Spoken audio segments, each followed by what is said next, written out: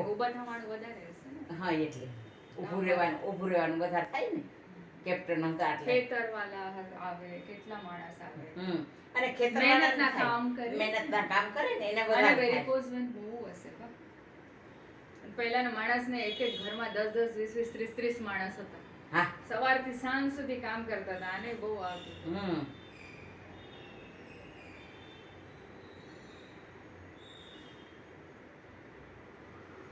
જો બા લોહી કાઢ્યું છે હો તમારે. ઓલો મોટો બધાને લોહી વધારવું પડે, તમારે લોહી કાઢવું પડે. કેટલી ઊંધી ટ્રીટમેન્ટ કરવું પડે. ઓલો હા મોટો દાદા કે હજી દીદીને કેટલા લોહી લેવાના છે ને કેટલા પીવાના છે કે. હા જો તમારે એટલા હાડકા ખરાબ કરીને આવ્યા હતા. મારે આ નસ બંધ છે, હવે કેવી રીતે આમાંથી કેલ્શિયમ બનાવવું ને બ્લડ ચડાવવું તમારે. એટલા થાકા જ બનાવી ગયા હતા. આ કઈક સારું બ્લડ નથી તમારે. આ ખરાબ છે. આ જો એટલી ગઠાણ છે ને, તમે 1-2 મહિના પછી જોજો એકેય ગઠાણ નહીં રહે.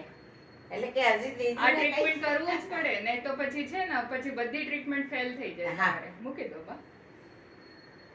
એટલે મેં કીધું હવે દીદીને પૂછી લઉં, કીધું કે કેટલા લોહી લેવાના છે.